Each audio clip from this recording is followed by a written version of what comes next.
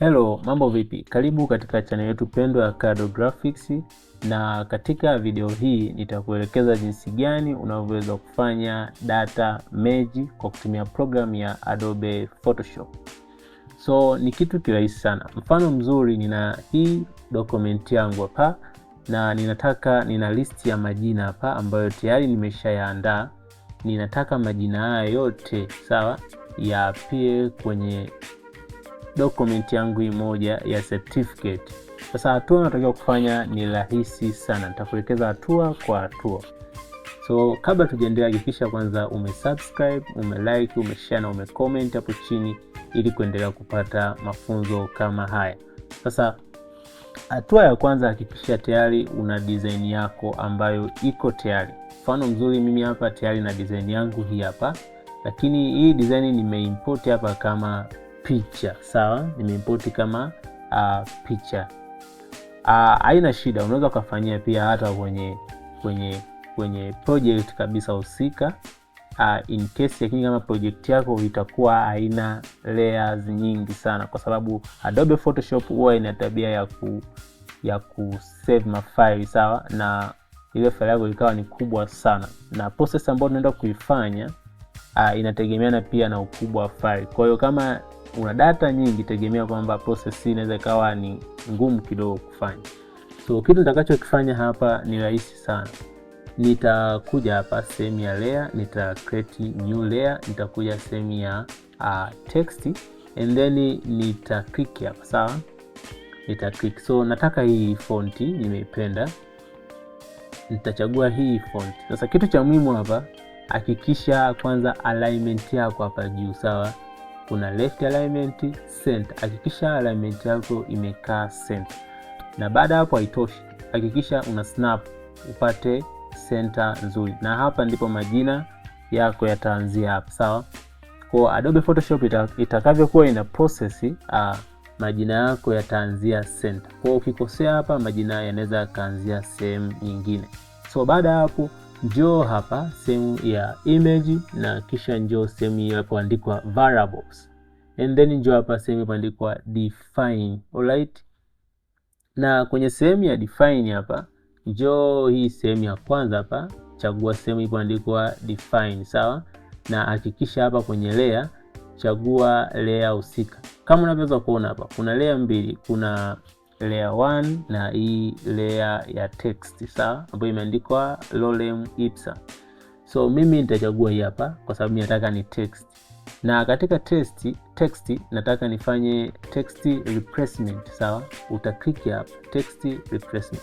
Sasa hapa ni eneo la muhimu zaidi kulifahamu, kwenye hii eneo la name, sawa?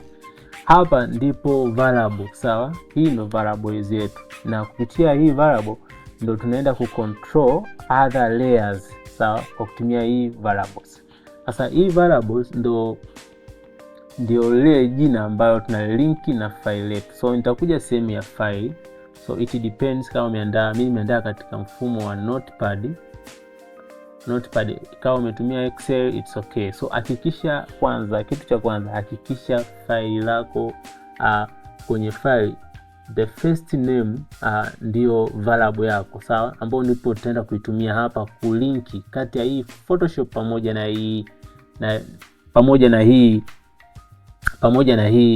hii file, sawa? So hakikisha hapa mimi nimeandika my variable it is name, sawa? Au unaweza nikabadilisha nikaandika let's say student. Hii ndio variable yangu. So mimi nitasave hii document and then nitaminimize. Kwa nikija hapa, hakikisha una type vizuri. Kwa kama umeandika student with a capital letter, make sure una start na capital letter. Baada hapo, njoo hapa sehemu ilipoandikwa next. Sasa hapa ni sehemu muhimu. Njoo hapa ilipoandikwa import. Ukija sehemu hapa ya import, njoo hapa sehemu ya select file. Hapa ndipo unapoenda kuchagua file lako. Mimi file langu nitakuonesha hapa. File langu lilikuwa inaitwa majina, sawa? Majina. So ni hili hapa. So by the way, mimi nita load. Nikisha load nitasema okay. Kama jinsi unavyoweza kuona, kwa tayari majina yangu yamekuja hapa, sawa? Ni student. Kwa ile jina la kwanza ndo name, ambayo this is a variable, and this is a value ambayo itakuwa tunaingiza ndani ya variables yetu. Sasa baada hapo mimi nitasema okay, sawa, nitasema okay. Sasa nini process inayofuata? Nitakuja sehemu hii, sawa, nitakuja sehemu hii ilipoandikwa file, and then nitakuja sehemu hii ilipoandikwa export, sawa. Njoo hapa sehemu ya export. Ukiwa sehemu hapa ya export, njoo hapa tuna data set as a file. Kwa hapa tunataka tutengeneze sisi data set, sawa, ambayo data set yetu ni hapa. Kwa hiyo hapa ukiwa hapa utaona listi ya majina yako yote ambayo unataka uya process. So mimi baada hapo mimi nitakuja nitaselect hapa, nitachagua file ambayo nataka liende. So by the way mimi nitafuta, sawa, nitafuta haya mafaili, nitafuta na hili file nitengeneze file jipya, sawa, ambao unaweza kanielewa. So mimi nitakuja hapa nitasema nitakuja hapa nitasema new, and then nitaita let's say certificates, sawa, certificates. Baada hapo mimi nita click this one,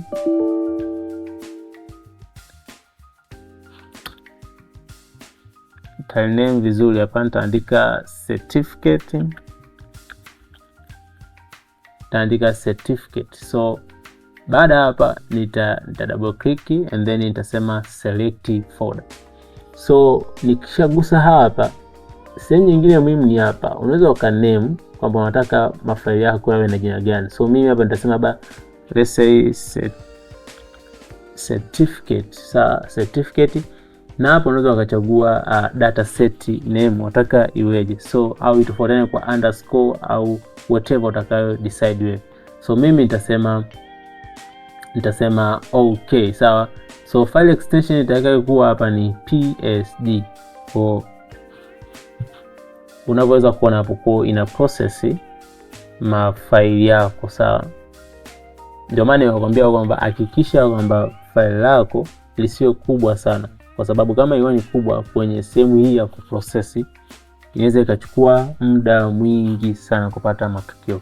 So kama hivyo tayari imeshamaliza. So hatua inayofuata mimi nitakuja sehemu hii ya file, and then nitakuja sehemu ilipoandikwa script, nitakuja image processor. Nikiwa ndani ya image processor nitakuja sehemu hii ilipoandikwa select folder. Sehemu hii nitachagua folder ambayo nataka certificate yangu, ambayo certificate zangu ziko, sawa, ambayo certificate zangu zipo. So ni hili folder ambayo niliita certificate. Mimi nitasema okay. Kwa maana yake itaenda kuprocess hizi certificate ambazo zilizopo kwenye hii folder. So hatua nyingine unaweza kufuata, unaweza kusema include all subfolder. Mimi nitaacha kama jinsi ilivyo hapa juu, and then njoo hapa sehemu muhimu zaidi kwenye hii sehemu ya file type. So file type hapa kuna JPEG na kuna hii PSD na kuna hii TIFF. So mimi nataka kama picha, sawa, JPEG. So quality hapo unaweza ka decide wewe. Quality nzuri ni 12.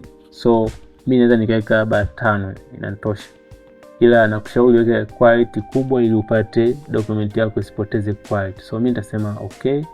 So quality nitaweka 5. So baada hapo mimi nitagusa sehemu ya run. So kama jinsi unaweza kuona tayari imeanza kuprocess majina yetu, sawa, ina process majina. So ni kitu kirahisi sana.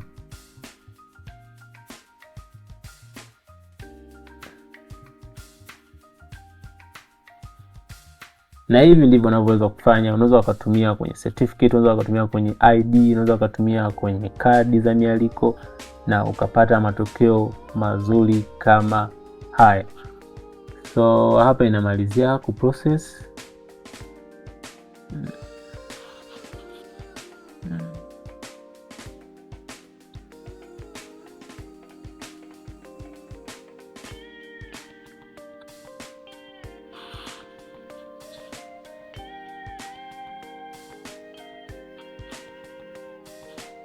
Alright, tayari imeshamaliza. Sasa tutaenda kwenye folder yetu na kuangalia kwamba je, ni tayari tumeshapata matokeo ambayo tulikuwa tunataka. So nitaingia hapa kwenye this download, and then nitatafuta folder langu, sawa.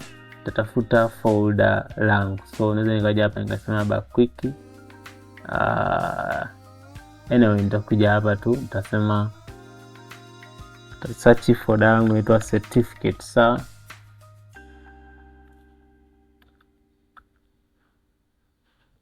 bila shaka ni hapa. So mimi nitakuja hapa nitasema open the file location. So unaweza kaona, sawa,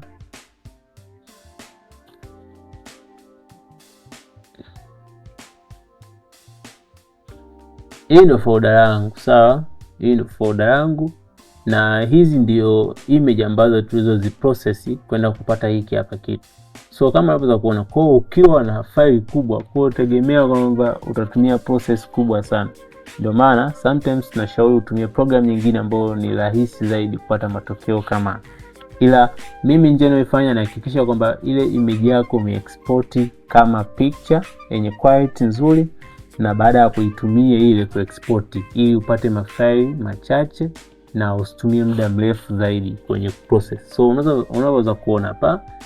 So hii ndio listi ya certificate zangu. Unaweza nika open hapa na unaweza kaona nimepata kitu kama hiki hapa. So na hivi ndivyo unavyoweza kufanya data merge kwa kutumia program ya Adobe Photoshop. Kama umependa video hii, unaweza ukasubscribe, ukalike, ukashare na comment hapo chini ili kuendelea kupata tips kama hizi. Asante sana.